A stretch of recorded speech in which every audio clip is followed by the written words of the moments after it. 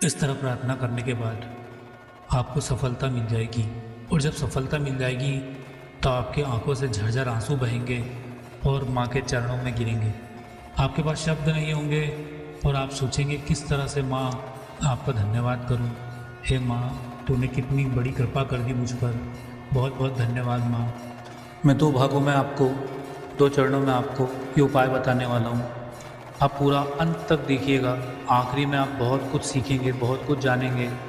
आपकी आत्मा भाव विभोर हो जाएगी और आप समझ जाएंगे कि प्रार्थना की असली शक्ति क्या है, प्रार्थना किस तरह से की जाती है, प्रार्थना में किस तरह से शक्ति उत्पन्न की जाती है और माँ तक अपनी बात किस तरह से पहुँचाई जाती है। इसलिए मेरी आपसे प्रार्थना है कि अंत तक ये वीडियो देखिएगा। आखिरी की कुछ लाइनें आपको समझा देंगी कि आप असलियत में क्या हैं, कौन है और किस तरह से ईश्वर से जुड़ सकते हैं। नवरात्रि, जब ब्रह्मांड में माता की कृपा का संचार पूरी शक्ति से होता है, अगर इन 9 दिनों में आपकी लगन पूरी तरह से माता रानी से लगी रहे तो पृथ्वी पर ऐसा कुछ नहीं है जो आपको मिल नहीं सकता। माँ 9 दिनों तक आप पर पूरी कृपा बरसाती हैं। उनकी कृपा का खजाना आपके लिए खुल जाता है, लेकिन आप उस कृपा को, उस खजाने को लेने के लिए केवल हाथ फैलाते हैं। वो माँ तो आपको दुनिया जहान की दौलत देने आई है और आप हथेलियों पर कुछ सिक्के लेकर 9 दिन का पावन समय निकाल देते हैं। इस बार गलती नहीं करनी है। इस दुनिया में बहुत सी दौलत है, बस वो आपके पास नहीं है। वो सभी के पास आ और जा रही है, एक बहाव बना हुआ है। लोग उसमें आनंद ले रहे हैं, उसका आनंद ले रहे हैं, उस बहाव को अपने पास महसूस कर रहे हैं। धन दौलत आ रही है, जा रही है, बस ये जो बहाव है ये आपकी तरफ नहीं आ रहा है, आपके पास वो होकर नहीं गुजरता है। कारण है चमत्कारों पर विश्वास न होना। छोड़िए जोड़ घटाव लगाना कि आप कितने पढ़े लिखे हैं तो आपके पास कितनी दौलत आएगी। छोड़ दीजिए हिसाब लगाना कि आपके पास कितना हुनर है, उस हुनर से आप कितना पैसा कमा सकते हैं, कैसे होगा। ये जो प्रश्न है ना, कैसे, ये भूल जाइए। यही आपकी सफलता के लिए सबसे बड़ी रुकावट है। इस प्रश्न को जब आप भूल जाते हैं तो आपके सपनों का भविष्य आपका वर्तमान बनने लगता है। मुझे कमेंट करके बताइए कि आप ईश्वर से क्या मांगते हैं। मुझे कमेंट करके बताइए कि आप माँ दुर्गा से, उस परम शक्ति से क्या कहते हैं, क्या मांगते हैं। वो एक गहरी बात, एक गहरी वजह बताइए जब आप माँ जगत जननी के पास जाते हैं और उनसे कुछ मांगते हैं। चलिए मैं आपको बताता हूँ। कारण है सिर्फ चमत्कार ही है। चमत्कार की उम्मीद, उस उम्मीद के कारण आप जाते हैं, क्योंकि जब सारी जुगत लगा ली, जब सारी कोशिशें कर ली, जब हर उम्मीद नाउम्मीदी में बदल गई, जब चारों तरफ हाथ पांव मारने के बाद भी कुछ ना बचा, जब सारी बुद्धि का उपयोग कर लिया, जब सबसे सहायता मांग ली पर सफलता नहीं मिली, इच्छा पूरी ना हुई, जब चारों तरफ से हार गए पर अपना लक्ष्य ना पाया, तो फिर माँ के चरणों में आ गए। यहाँ पे आपकी जीत ये है कि आपने अपना लक्ष्य नहीं बदला है, अपना लक्ष्य नहीं खोया है। आपने अपने लक्ष्य को पाने के लिए सब कुछ कर लिया। अब बस आओ, माँ की कृपा ही अंतिम सहारा है। तो फिर भूल जाओ ना कैसे होगा, ये शब्द ही भूल जाओ।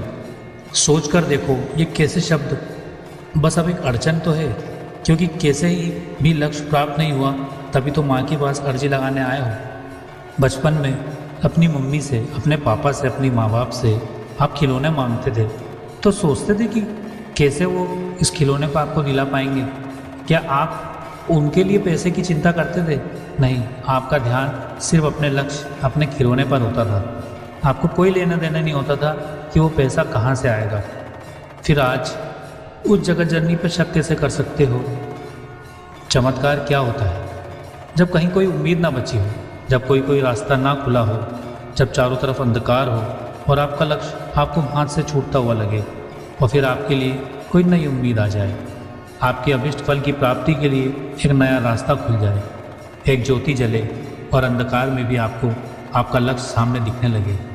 सीधे शब्दों में कहूँ तो यही तो चमत्कार है, जहाँ पे आपको पता ही नहीं कि ये कैसे हुआ, क्योंकि जो जैसे जैसे होना था वैसे वैसे नहीं हुआ, तभी तो आप माँ के चरणों में पहुँचे थे। आपको ये कैसे शब्द छोड़ना है, 2 भागों में ये उपाय करना है, ये असल में प्रार्थना है, लेकिन ये सीधे दिल से माँ तक पहुँचती है। इसलिए आप बहुत मन से इसको करें और ये आपके लिए बहुत आसान होगी। इससे आसान मुझे नहीं लगता कि कोई और प्रार्थना का तरीका होगा। बस शांति से माँ के चरणों में बैठ जाइए और आपको कल्पना करना है, आपको सोचना है जब आप सफल हो जाएंगे, जब आपको आपका लक्ष्य मिल जाएगा, जब आप अपने लक्ष्य तक पहुंच जाएंगे तो कैसा महसूस करेंगे। आपका परिवार आपकी सफलता पर कितना खुश होगा, आपके दोस्त आपकी खुशी में क्या क्या कहेंगे, आपके अड़ोसी पड़ोसी कितनी अच्छी और पॉजिटिव बातें करेंगे, आपके रिश्तेदार आप पर कितना गर्व महसूस करेंगे और आपकी खुशी का तो कोई छोर ही नहीं होगा। कल्पना करिए कि आप सफल हो गए हैं, आपका परिवार आपकी सफलता पर खुशियां मना रहा है। आप देखिए कि आपके दोस्त आपकी खुशियों में शामिल हैं और वो आपके साथ सेलिब्रेट कर रहे हैं। आपके पड़ोसी खुश हैं और आपके बारे में अच्छी अच्छी बातें कह रहे हैं। उन बातों को सुनने की कोशिश करिए, अच्छी अच्छी बातों को, अपने माँ बाप के द्वारा कही हुई बातों को जो कही जाएंगी उनको अभी सुनने की कोशिश करिए। कल्पना करिए आपके भाई बहन आपको क्या कह रहे हैं, उस खुशी को अभी महसूस करिए।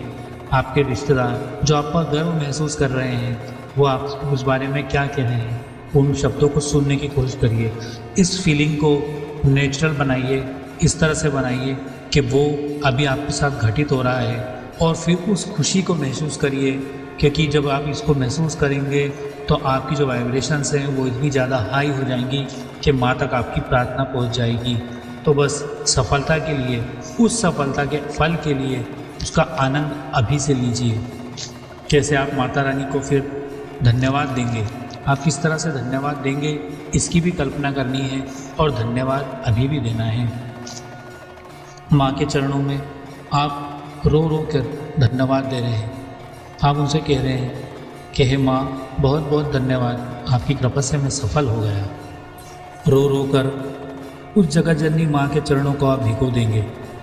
आपके पास कोई शब्द नहीं होगा माता रानी की महिमा का बखान करने के लिए। वो क्या खुशी होगी, वो क्या हलचल होगी जो आपकी आत्मा को अंदर तक रुला देगी। वो क्या स्पंदन होगा कि बस माँ होगी और आपका विश्वास होगा। हर वस्तु में, हर जीव में आपको माता रानी की कृपा नज़र आएगी, उनकी शक्ति दिखने लगेगी। और यही कल्पना आपको माँ के चरणों में बैठ के करनी है। बस उसी विश्वास के साथ आपको अपने लक्ष्य को पाने की दिन रात कल्पना करिए और माँ जगत जननी माँ अम्बे को धन्यवाद करिए कि माँ, मेरी माता, आपका बहुत बहुत धन्यवाद। धन्यवाद कि आपने मुझ पर इतनी कृपा करी, मुझे मेरे लक्ष्य तक पहुँचा दिया। माँ, आपकी कृपा से मुझे वो सफलता मिल गई जिसके लिए मैं सबसे हार कर आपके चरणों में आया था। माँ, आपको कोटि कोटि धन्यवाद मेरी माता। आपको रोज़ यही कल्पना माता रानी के चरणों में बैठ के करनी है और इसी प्रकार से उन्हें धन्यवाद देना है। आपको इसी प्रकार से इन्हीं शब्दों में और अपने शब्दों में भी उन्हें धन्यवाद देना है। मेरी शुभकामना है कि इस उपाय से मैया ने जिस प्रकार से मुझ पर, मेरे दोस्तों पर और मेरे परिवार पर कृपा की, उसी प्रकार से आप पर भी कृपा करेंगे। मैं इसी प्रार्थना करता हूँ। जय माता।